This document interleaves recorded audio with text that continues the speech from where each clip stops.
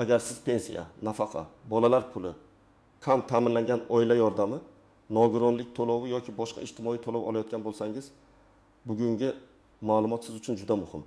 Chunki ayrim qo'shimcha to'lovlar avtomatik berilmaydi. Ha, sizda huquq bo'lishi mumkin, lekin ariza bermasangiz pulni olmaysiz. Eng og'riqli joyi shuki, ko'pchilik odam menga tegishli bo'lsa, o'zi qo'shib beradi deb o'ylaydi. Amalda esa har doim ham shunday emas. Men bugun sizga qaysi holatlarda ariza shart bo'lishi, kimlar ehtiyot bo'lishi kerakligi, qaysi hujjatlar kerak bo'lishi va xatoga yo'l qo'ymaslik uchun nima qilish kerakligini oddiy tilda tushuntirib beraman. Bu ma'lumot har bir oilaga tegishli.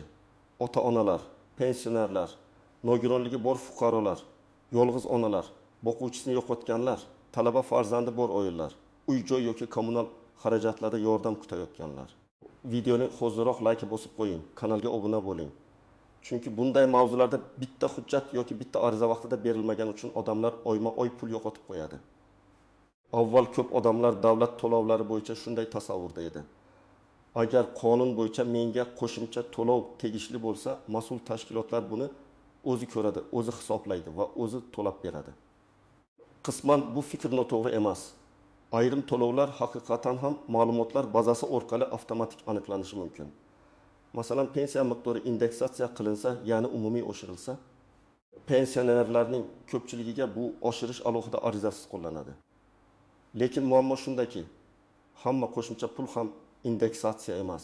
Ko'p hollarda qo'shimcha to'lov fuqaroning aniq holatiga bog'liq bo'ladi. Oilada nogironligi bor bola bormi? Fuqaro yolg'iz yashaydimi? Qaramog'ida mehnatga layoqatsiz shaxs bormi? Boquvchisini yo'qotganlik holati bormi? Bola ma'lum yoshi yetdimi? Oila daromadi kamayib qoldimi? Uy sharoiti og'irlashdimi? Tibbiy xulosa yangilandimi? Nogironlik guruhi o'zgardimi? Bola ta'lim muassasasida o'qiyaptimi yoki o'qishni tugatdimi? Mana shu holatlarni davlat organi har doim ham avtomatik bilmasligi mumkin. Bilgan taqdirda ham qonun yoki tartibda fuqaroning arizasi asosida tayinlanadi deb yozilgan bo'lsa, arizasiz pul ajratilmaydi. Bu yerda eng muhim prinsip sizning huquqingiz borligi boshqa, o'sha huquqni rasmiylashtirish boshqa. Oldin ko'pchilik mahallaga borib og'zaki aytardi. Menga yordam kerak. Farzandim nogiron, erim vafot etdi. Pensiyamga qo'shimcha qo'shiladimi? Ba'zan mas'ul xodimlar yordam berardi. Ba'zan esa keyin keling, hujjat olib keling, o'zi chiqadi degan javoblar bo'lardi.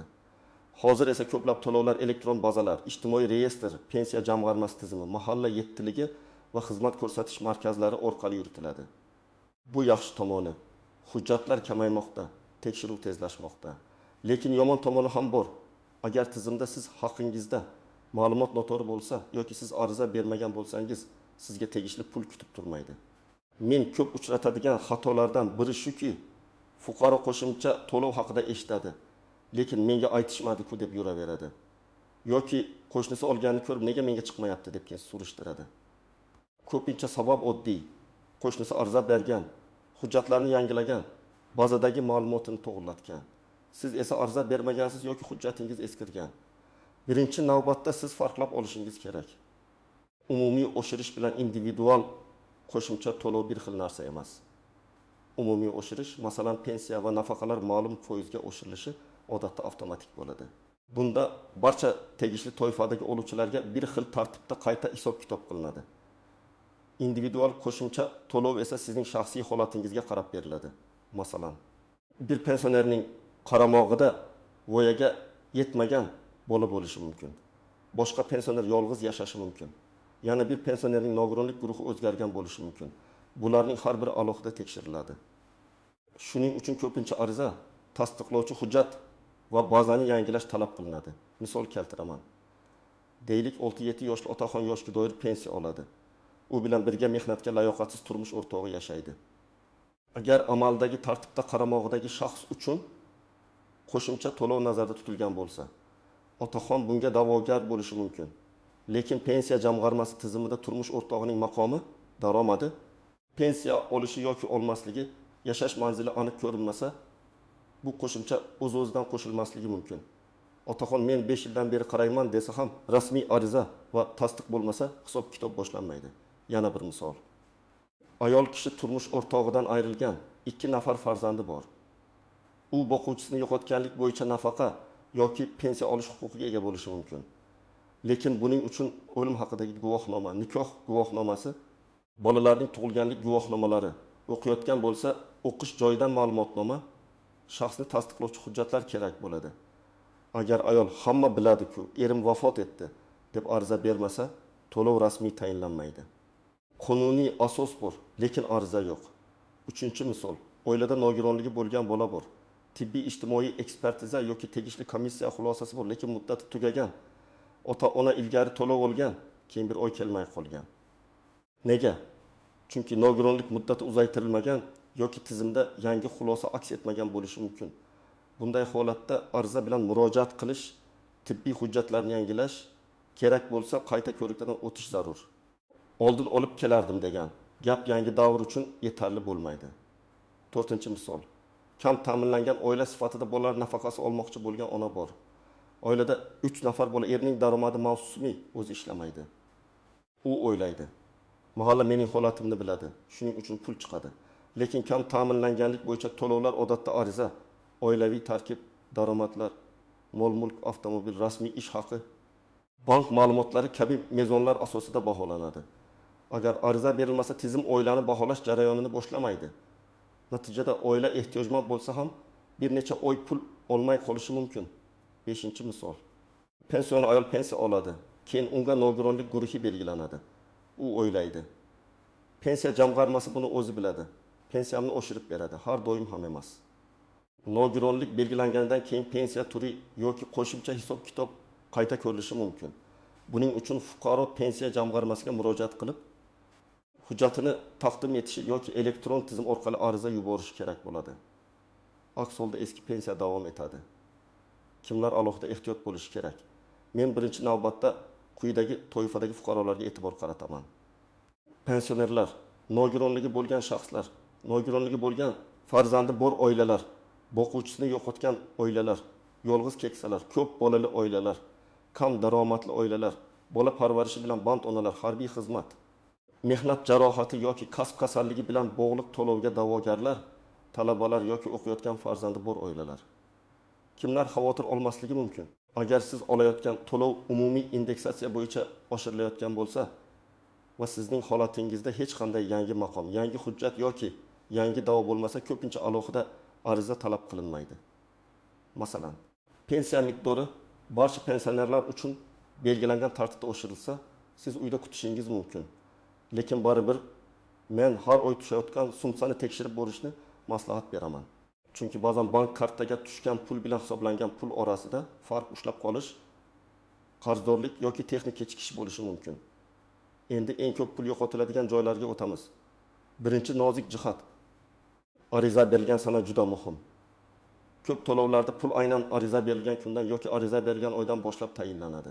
Sizda huquq 6 oy oldin paydo bo'lgan bo'lsa ham, arizani bugun bersangiz, ayrim hollarda pul bugundan hisoblanadi. Albatta, ba'zi to'lovlarda o'tgan davr uchun qayta hisoblash mumkin bo'ladi, lekin bunga ham muddat, hujjat va asos kerak. Shuning uchun keyinroq boraman degan har bir oy siz uchun real pul yo'qotish bo'lishi mumkin. Masalan, fuqaroning turmush o'rtog'i yanvar oyida vafot etdi. U boquvchisini yo'qotganlik bo'yicha murojaat qilish huquqiga ega. Lekin u may oyigacha yurdi, hujjat yig'madi. Agar tartib bo'yicha to'lov ariza sanasidan tayinlansa, u yanvar, fevral, mart, aprel oylaridagi puldan mahrum bo'lishi mumkin. Agar o'tgan davr uchun talab qilish imkoniyati bo'lsa ham. Yana alohida tekshiruv bo'ladi. Demak, eng to'g'ri yo'l voqea sodir bo'lgandan keyin darhol murojaat qilish. Ikkinchi tuzoq, mahallaga aytdim ariza degan emas. Og'zaki murojaat, telefonda gaplashish, qo'shni orqali aytib yuborish, raisga ko'chada uchrab gapirish ariza hisoblanmaydi. Ariza degani rasmiy qayd etilgan murojaat, qog'oz shaklida kirim qilingan bo'lishi, elektron yuborilgan bo'lishi yoki davlat xizmatlari orqali raqam olgan bo'lishi kerak. Sizda dalil bo'lishi kerak. Ariza raqami, qabul qilingan sana, mas'ul tashkilot nomi, elektron xabarnoma yoki nusxa. 3-nozik jihat. Hujjatdagi bitta xato to'lovni to'xtatishi mumkin.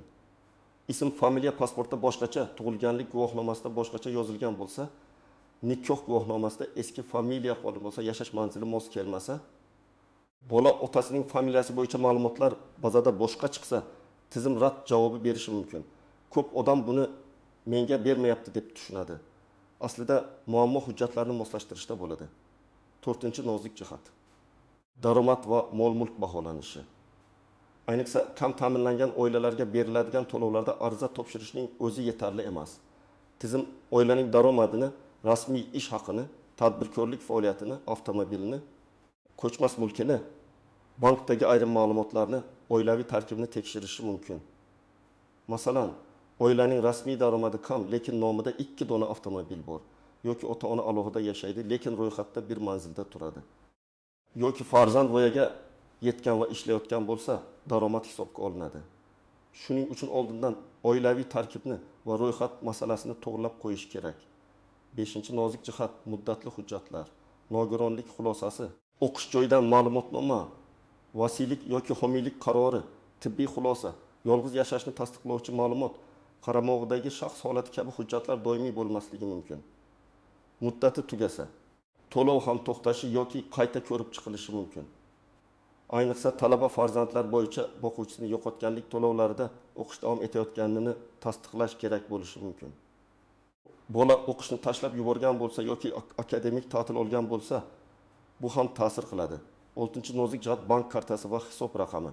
Ba'zan to'lov tayinlangan, lekin pul kelmayapti. Sabab karta muddati tugagan, bank hisob raqami yopilgan, karta boshqa nomda bloklangan yoki rekvizit noto'g'ri kiritilgan. Fuqaro esa menga pul bermayapti deb o'ylaydi. Shuning uchun ariza berganda bank ma'lumotlarini aniq tekshirish kerak. Karta aynan to'lov oluvchining nomida bo'lishi, amalda ishlayotgan bo'lishi va SMS xabarnoma yoqilgan bo'lsa yanada yaxshi. 7-nozik jihat qayta hisoblashni alohida so'rash kerak bo'lishi mumkin. Masalan, siz pensiyaga chiqqaningizdan keyin ishlashni davom ettirdingiz. Ish staji yoki ish haqi bo'yicha qo'shimcha ma'lumot topdingiz. Arxidan eski ish haqi ma'lumotnomasi chiqdi. Bu pensiya miqdoriga ta'sir qilishi mumkin. Lekin pensiya jamg'armasi bu hujjatni o'zi qidirib topmaydi. Siz ariza bilan pensiyamni qayta hisoblab berishingizni so'rayman deb murojaat qilishingiz kerak. Hujjatni ilova qilasiz, keyin mutaxassislar tekshiradi.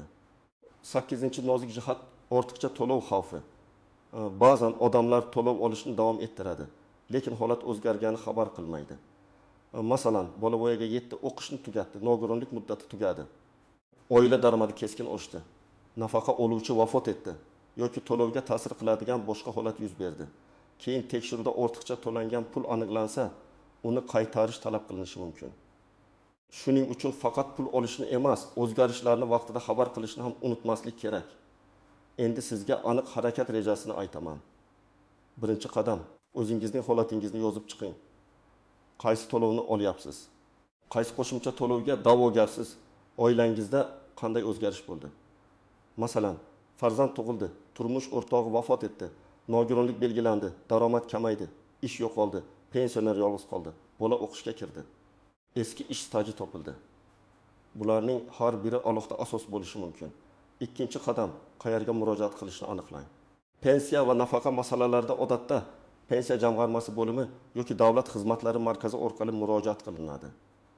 Kam ta'minlangan oilalar bolalar nafaqasi va moddiy yordam masalalarida mahalla orqali yoki ijtimoiy himoya tizimlari orqali ariza beriladi. Nogironlik bo'yicha tibbiy ijtimoiy ekspertiza, poliklinika va tegishli komissiya hujjatlari kerak bo'lishi mumkin. Har bir to'lovning o'z mas'ul organi bor. Shuning uchun bitta joyga bordim, bo'ldi deb to'xtab qolmang. 3-qadam, hujjatlarni tayyorlang. Odatda kerak bo'lishi mumkin bo'lgan hujjatlar: pasport yoki ID karta, shashir, tug'ilganlik guvohnomalari, nikoh yoki ajrim guvohnomasi, o'lim haqidagi guvohnoma, nogironlikni tasdiqlovchi xulosa, tibbiy hujjatlar, o'qish joyidan ma'lumotnoma, bank karta rekvizitlari, mehnat daftarchasi yoki ish staji hujjatlari, arxiv ma'lumotnomalari, daromadga oid hujjatlar, vasiylik yoki homiylik qarori. Har doim asl nusxa va nusxalarni olib boring. Elektron shaklda ham rasmga olib qo'ying. 4-qadam. Arizani aniq yozing. Arizada umumiy gaplar emas, konkret talab bo'lishi kerak. Masalan, menga boquvchisini yo'qotganlik pensiyasini tayinlab berishingizni so'rayman. Nogironlik belgilanganligi sababli pensiyamni qayta hisoblab berishingizni so'rayman. Qaramog'imdagi mehnatga layoqatsiz shaxs uchun qo'shimcha to'lov masalasini ko'rib chiqishingizni so'rayman. Kam ta'minlangan oila sifatida bolalar nafaqasi tayinlashini so'rayman. Arizaning oxirida ilova qilinayotgan hujjatlarni sanab yozing. 5-qadam arizangiz ro'yxatdan o'tganini isbotlovchi dalil oling. Agar qog'oz shakli topshirsangiz, 2-nusxaga qabul qilingan sana imzo va muhr qo'ydiring. Agar davlat xizmatlari markazi orqali topshirsangiz, ariza raqami bo'lgan kvitansiya yoki SMS ni saqlang. Agar elektron portal orqali yuborsangiz, shaxsiy kabinetingizdagi ariza holatini skrinshot qilib oling. Bu juda muhim, chunki siz murojaat qilmagansiz deysa sizda dalil bo'ladi. 6-qadam, muddatni uzating. Har bir murojaatning ko'rib chiqish muddati bor. Agar belgilangan muddat o'tsa va javob kelmasa, yana murojaat qiling. Telefon qilib so'rash mumkin, lekin yozma yoki elektron iz qoldirish yaxshiroq. Arizamning ko'rib chiqilish holati haqida ma'lumot berishingizni so'rayman deb yozing. Bu sizning masalangizni tezlashtiradi va mas'uliyatni oshiradi. 7-qadam, rad javobi bo'lsa, sababini so'rang. Ba'zan odamlar rad javobini eshitib taslim bo'ladi. Men esa har doim aytaman, rad javobi og'zaki bo'lmasin, yozma bo'lsin. Nega rad etildi? Qaysi hujjat yetishmayapti? Qaysi mezon bo'yicha mos kelmadingiz? Qaysi ma'lumot bazada boshqacha chiqdi? Shuni bilmasdan muammoni hal qilib bo'lmaydi. Agar sabab hujjatdagi xato bo'lsa, to'g'rilaysiz. Agar daromad hisobida xatolik bo'lsa, dalil keltirasiz. Agar qonun noto'g'ri qo'llangan deb hisoblasangiz, yuqori tashkilotga yoki sudga murojaat qilish huquqingiz bor. 8-qadam, har oy tushayotgan pulni tekshiring. Bank ilovasidan, SMSdan yoki bankdan ma'lumot oling. Sizga qancha tayinlangan, qancha tushgan, qaysi oy uchun to'langan, qarzdorlik yoki ushlab qolish bormi? Shuni bilib boring. Ayniqsa birinchi oyda to'lov kamroq yoki ko'proq tushishi mumkin. Chunki hisob-kitob ariza sanasi. To'lov davri va qayta hisoblashga bog'liq bo'ladi. 9-qadam, o'zgarishlarni yashirmang. Agar oilaviy holatingiz, daromadingiz, yashash manzilingiz, bolalarning o'qishi, nogironlik muddati yoki boshqa muhim holat o'zgarsa, tegishli tashkilotga xabar bering. Bu sizni keyinchalik ortiqcha to'lovni qaytarish, jarima yoki nizolardan himoya qiladi. 10-qadam, faqat mish-mishga ishonmang. Qo'shni oldi, demak men ham olaman degan fikr har doim to'g'ri emas. Har bir oilaning tarkibi, daromadi, hujjati, huquqiy maqomi boshqacha. Yana bir odam arizasiz chiqarkan desa ham, siz tekshirmasdan kutib o'tirmang. Eng ishonchli yo'l. Mas'ul tashkilotdan rasmiy javob olish. Men sizga oddiy bir tavsiya beraman. Agar hayotingizda to'lovga ta'sir qilishi mumkin bo'lgan biror o'zgarish bo'lsa, o'tib kun ichida albatta murojaat qiling. Hujjat tayyor bo'lmasa ham. Hech bo'lmasa maslahat oling. Ariza berish tartibini aniqlang. Kerakli ro'yxatni oling. Chunki eng katta yo'qotish hujjat yetishmasligidan emas, odamning kechikishidan kelib chiqadi. Bugungi mavzuning asosiy mazmuni shuki. Hamma qo'shimcha to'lovlar avtomatik berilmaydi. Sizda huquq bo'lishi mumkin, lekin ariza bo'lmasa, hujjat bo'lmasa, tizimda ma'lumot to'g'ri bo'lmasa, pul kelmasligi mumkin.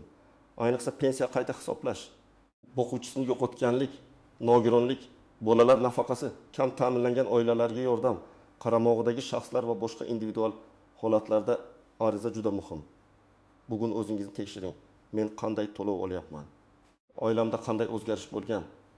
Qaysi qo'shimcha to'lovga huquqim bo'lishi mumkin? Ariza berganmanmi? Dalilim bormi? Shu savollar ko'p odamning yo'qotayotgan pulini qaytarishga sabab bo'ladi. Agar sizda shunday holat bo'lgan bo'lsa, kommentariyada yozing. Qaysi to'lovni ariza bilan olgansiz yoki ariza bermaganingiz uchun kechikib qolganmisiz? Bu boshqa tomoshabinlarga ham foyda bo'ladi. Videoga like bosing, kanalga obuna bo'ling va yaqinlaringizga yuboring. Chunki bitta vaqtida berilgan ariza bir oilaning bir necha oylik qo'shimcha daromadini saqlab qolishi mumkin.